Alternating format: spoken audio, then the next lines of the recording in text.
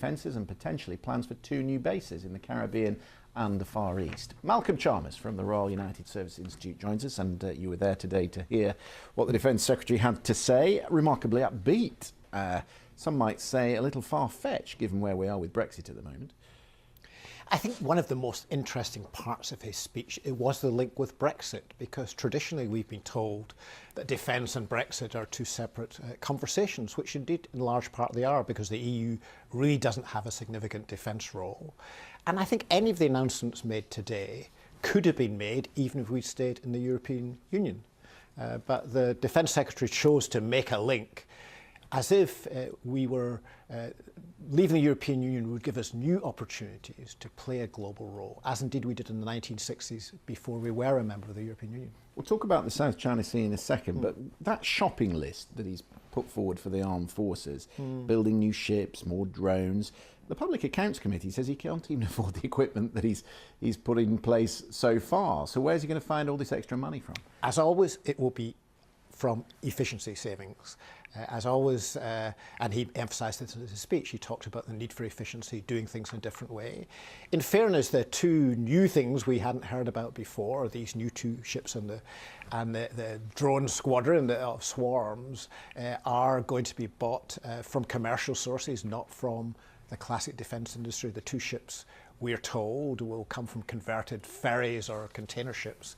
So that will drive down the cost. But you still need to have people on those. You still need to have weapon systems on those. Those are going to have to be paid for.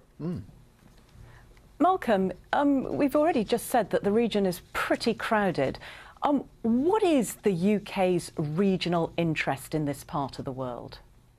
I think what the government would argue is that the UK, along with many other powers, has an interest in maintaining freedom of navigation through the South China Sea, or indeed other waterways. And of course, if you look at the South China Sea, we've seen ships there from Australia, India, Japan, the United States, France, as well as the UK. I think what the UK will have to be careful about is being seen as doing disproportionately more than some of those other powers, or being more aggressive than those other powers. But I think as long as we stay in the lane as contributing, as it were, our appropriate part of an international effort, then I think it's manageable in terms of relations with China.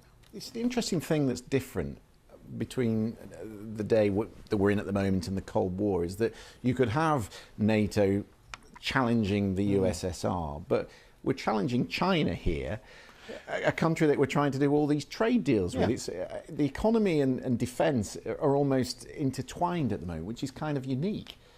You know, this is not a pivot to China. We're not talking about the main enemy of our armed forces being China like the Soviet Union in the past.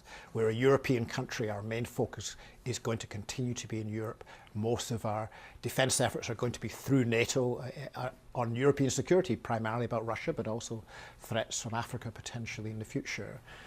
But it's a case of whether by having a pinprick, if you like, having an occasional deployment in the Pacific, we contribute to good relations with countries like Australia and Japan. But you're right, it is a difficult balancing act. We're not in a Cold War with China. China is as much a partner in many areas of our life, even if they're a competitor in others. So we're going to have to strike a balance, and that's not going to be easy. Tricky balancing act. Malcolm Chalmers, thank you very much. Thank you.